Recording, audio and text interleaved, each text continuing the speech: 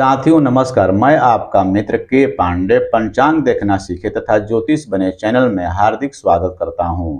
आप प्रतिदिन के तिथि नक्षत्र योग का मान द्वादश लग्न घंटा मिनट में विवाह मुहूर्त, उपनयन मुहूर्त, वधु प्रवेश मुहूर्त या अन्य किसी प्रकार के मुहूर्त की विशेष जानकारी के लिए तथा कुंडली का अध्ययन करने के लिए पंचांग देखना कैसे सीखे तथा अन्य समस्याओं के लिए दिए गए नंबर पर व्हाट्सएप मैसेज कर सकते हैं। आज हम लोग देखते हैं मंगल दोष कब शांत हो जाता है। मंगल दोष कब शांत होता है, इस प्रकार के वीडियो आप पहले भी देखे हुए हैं। आज कुछ विशेष रूप से इस वीडियो में बताया गया है जिसे आप भली भांति से अध्ययन करें। मंगल दोष शांत कब हो जाते हैं, अर्थात मंगल दोष की समाप्ति कब हो जाती है। कुंडली में जब मंगल दोष होता है तो आप जानते हैं कि 1, 4, 7, 8 और 12वें भाव में जब मंगल होते हैं तो मंगल दोष लगता है।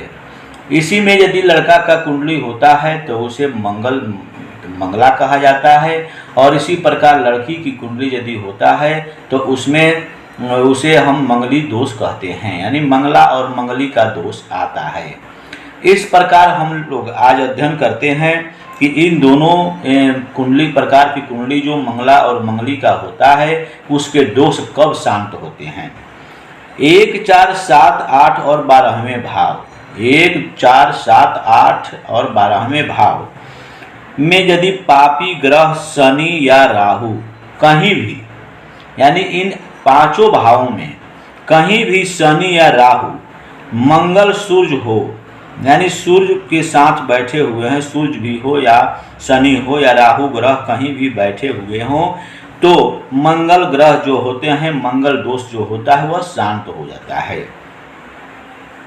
यदि मंगल स्वराशि, मंगल अपने ही राशि में 1 और 8 नंबर जो है, यानी मेष और वृश्चिक राशि जो होता है वह मंगल का स्वराशि होता है, अपने ही राशि कही जाती है, अपने ही राशि होती है। उसमें यदि बैठे हुए हों, मूल त्रिकोण में हो तथा मित्र के घर में बैठे हों तो दोष भी उसमें भी शांत हो जाती है, दोष में कमी आ जाती है। मेष का मंगल लग्न में, वृश्चिक का मंगल चतुर्थ में, वृश्चिक का सप्तम में और कुंभ का अष्टम में एवं धनु का द्वादश में जो दोष होता है वह कम हो जाता है।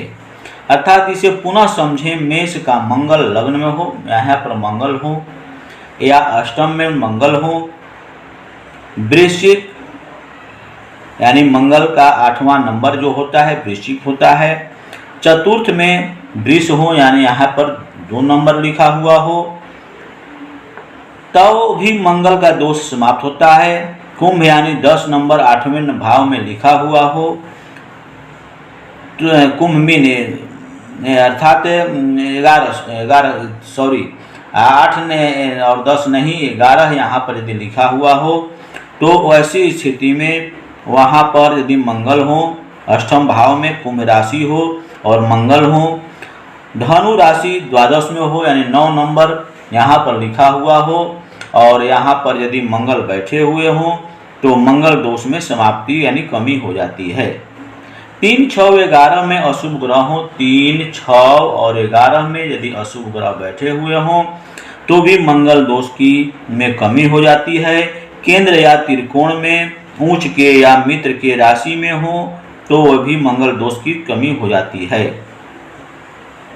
कर्क या सिंह लग्न में 4 नंबर और 5 नंबर में यदि मंगल ग्रह बैठे हुए हों और उसके लग्नस्थ मंगल हो तो दोष में कमी होती है।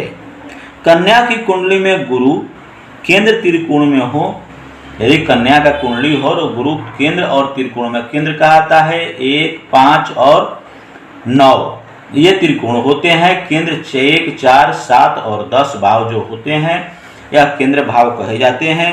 इसमें यदि मंगल बैठे हों या ये 5 भाव में मंगल हो तथा गुरु इस केंद्र या त्रिकोण में बैठे हुए हों तो मंगल दोष की समाप्ति मानी जाती है। 3, 6, 11 को आप समझ गए, फिर भी आप देखिए 3, 6, 11 भाव में अशुभ ग्रह हो 3, 6, 11 में अशुभ ग्रह यदि बैठे हुए हों यानी शुभ ग्रह न हो, केंद्र त्रिकोण में शुभ ग्रह हो, केंद्र में और त्रिकोण में यदि शुभ ग्रह हो और सप्तमें से सप्तम भाव में हो, सप्तमें भाव के स्वामी यानी 2 और 7 का स्वामी शुक्र होते हैं, यदि सप्तमें भाव में शुक्र बैठे हुए हों तो भी मंगल दोष की समाप्ति मानी जाती है, यानी मंगल दोष शांत हो जाते हैं। पुरुष की कुंडली में शुक्र केंद्र या त्रिकोण में हो, यदि पुरुष की कुंडली हो यानी वर की या लड़का की कुंडली हो, उसमें केंद्र और त्रिकोण में यदि शुक्र बैठे हुए हों तो भी उसे मंगल दोष की समाप्ति यानी शांत कहा जाता है। चंद्र, गुरु और बुध से मंगल युक्ति बना रहे हों, कहीं भी कुंडली में चंद्र, गुरु और बुध से कहीं युक्ति बना रहे हों तो भी उसकी समाप्ति होती है। दूसरे भाव में मिथुन और कन्या का मंगल हो तो भी समाप्ति होती है। चतुर्थ भाव में शुक्र की राशि 2, 7 हो यानी चौथे भाव में 2 नंबर लिखा हुआ है, 7 नंबर लिखा हुआ है, वैसी स्थिति में भी मंगल दोष की समाप्ति मानी जाती है। अष्टम भाव में गुरु 9 और 12 नंबर हो, अष्टम भाव में 9 या 12 नंबर लिखा हुआ हो तो भी मंगल दोष में कमी आती है। 7वें भाव में मंगल पर शुक्र की दृष्टि पड़ रही हो, कहीं भी ऐसे 7वें भाव में मंगल है उसमें कहीं से दृष्टि शुक्र की पड़ रही हो, शुक्र ग्रह की दृष्टि पड़ रही हो तो भी मंगल ग्रह की शांति बताई जाती है। यदि मंगल नीच का हो, अष्ट हो या बकरी हो तो स्वतः समाप्त माना जाता है।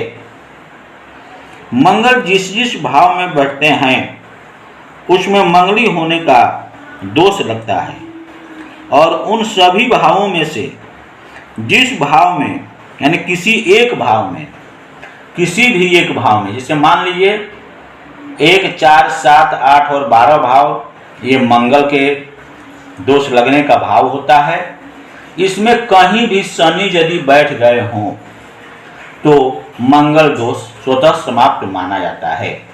इस प्रकार हमें समझना चाहिए मंगल और मंगली का दोष। आप लोग प्राय समझ गए होंगे कि मंगल और मांगलिक दोष क्या होता है। इसे आप भली भांति से समझ करके कुंडली का अध्ययन करके और दूसरे को भी बता सकते हैं, स्वयं भी जानकारी हासिल कर सकते हैं। धन्यवाद। किसी प्रकार की धार्मिक जानकारी, मुहूर्त निकालने के तरीके एवं अन्य किसी प्रकार की जानकारी सीखना एवं जानना चाहते हैं तो हमारे चैनल को सब्सक्राइब करें। फिर अगले वीडियो में मिलते हैं। धन्यवाद।